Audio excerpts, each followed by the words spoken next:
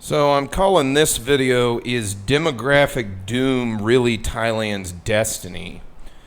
And I was reading in the Thai Examiner, thaiexaminer.com. I'm going to go ahead and put the link in the description below. You can go read this for yourself. The title is "Thailand, the first large country with a fertility problem, yet without wealth to easily fund healthcare for the old."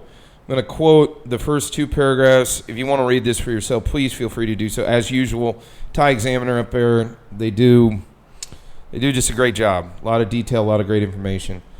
The kingdom's economy will have to begin adapting its stance to cope with more old people and less working adults while still remaining a relatively poor country. It may also mean more migrants entering the kingdom and perhaps higher taxation. However, time is running out, and one Stanford University expert says that things could begin to look quote-unquote bleak if something is not done to address the country's rapidly looming fertility crisis. Quoting further, Thailand is on target to be the first large country in the world to suffer a sharply aging and declining population without having become wealthy.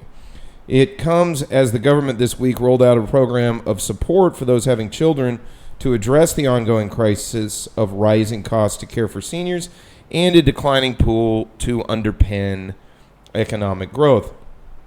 Many experts have identified Thailand as facing a unique crisis. As one expert put it, quote, I love experts, but okay, quote, "Thailand is kind of stuck in the middle. It's an emerging country, and yet it faces the demographic headwinds you see in advanced economies.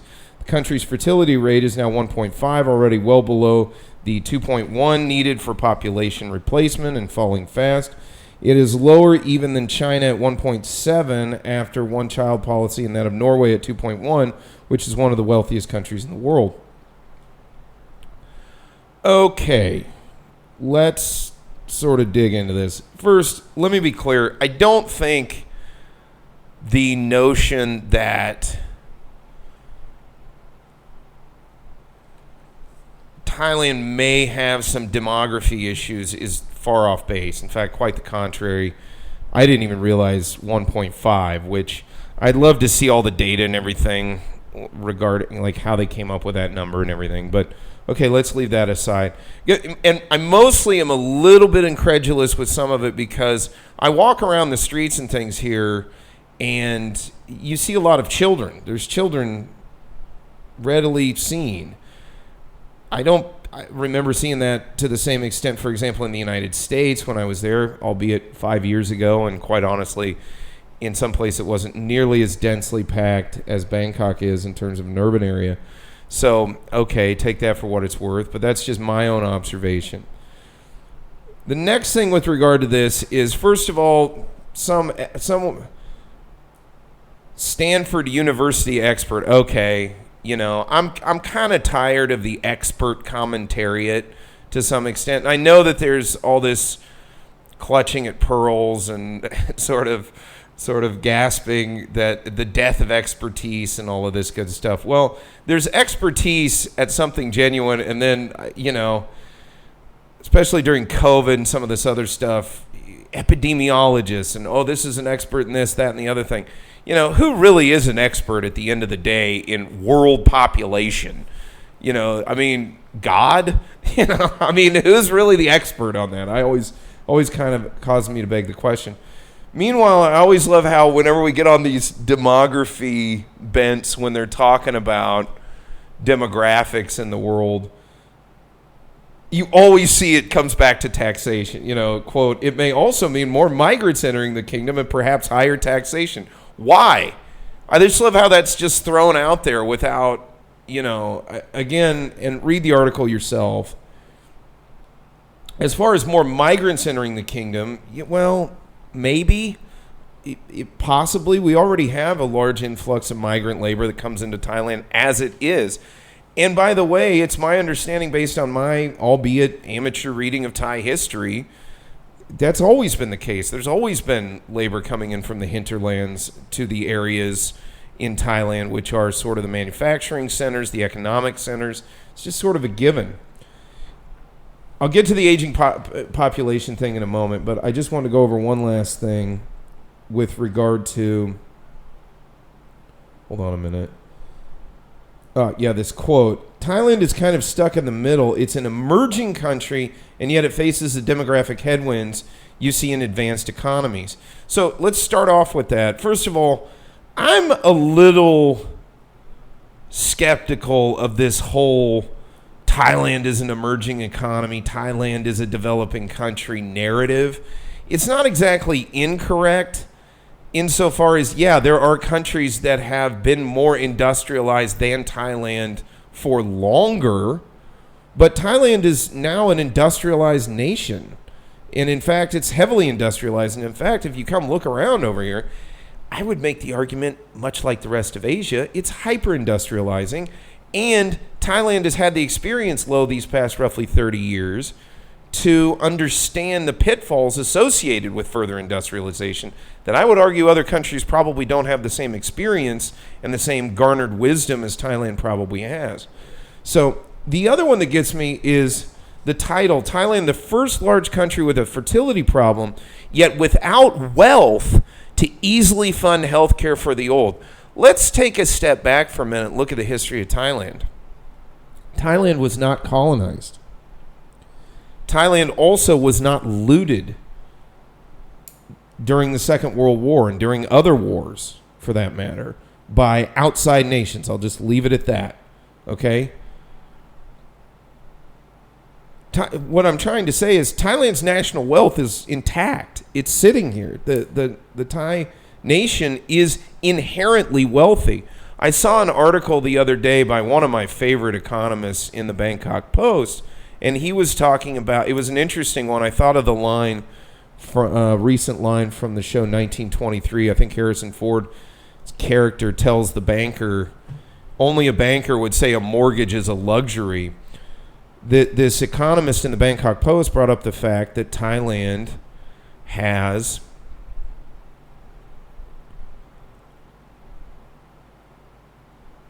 the household debt is quite high in Thailand, consumer debt, for example. And this economist brought up the fact that that wasn't a great thing because Thailand's houses, or the debt was not collateralized. Basically, the point being that Thailand's Thais did not have this debt in mortgages. They had it in just probably primarily unsecured consumer debt, which I would argue is more a problem for the bank than it is for Thai people, first off. Secondly, I think it's interesting that that person didn't take it from the angle of, wow, the vast majority of Thais have their houses paid off. Whereas, what country in the West, for example, can say that?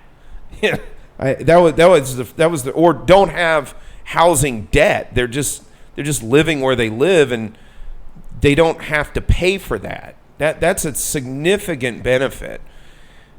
Now, if the birth rate in Thailand really is 1.5, that is an issue, and it clearly needs to be addressed. And I think authorities in Thailand are well aware of this, and they're probably taking measures to go ahead and address it.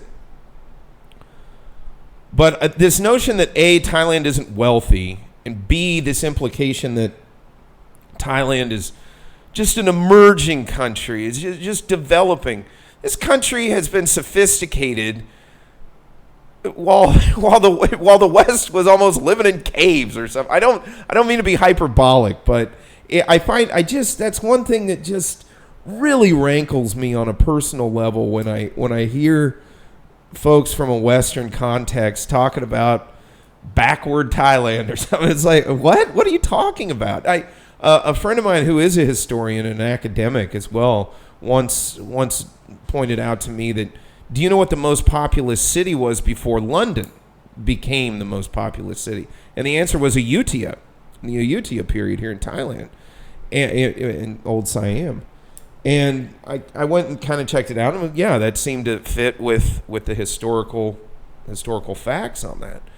Thailand is a very wealthy nation. It's a very sophisticated nation. Its economy is sophisticated.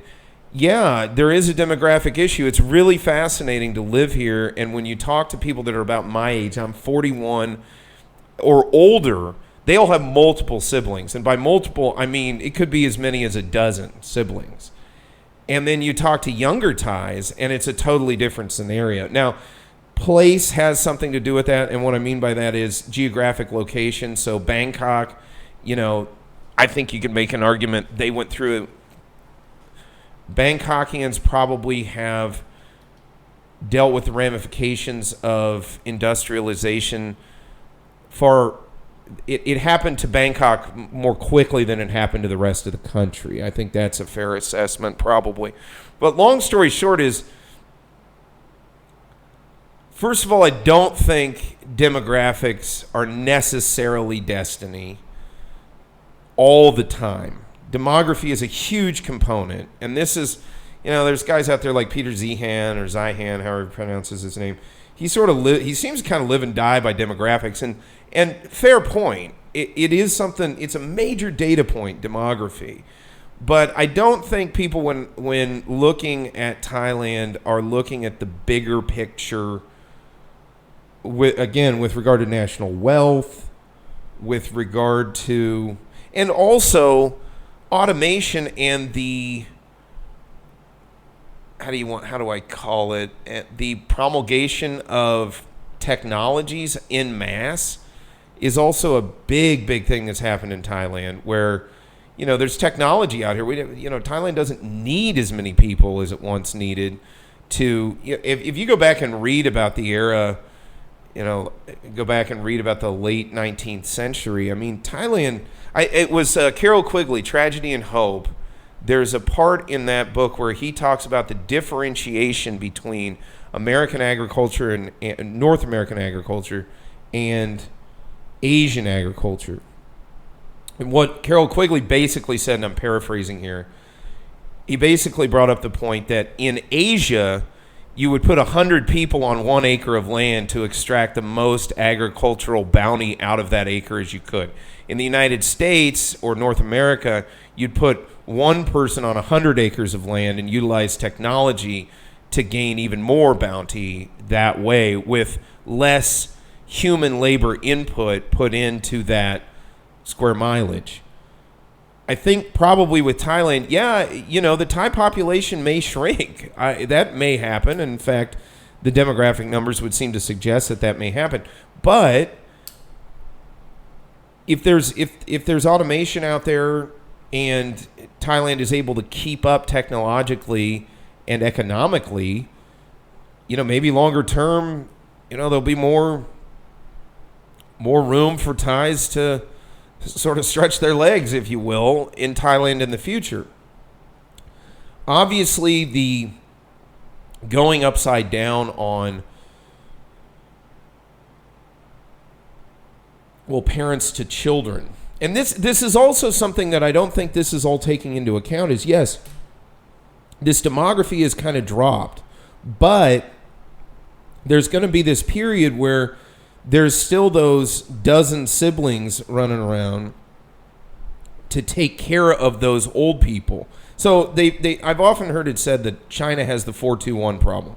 4 grandparents for every 2 parents for every 1 child.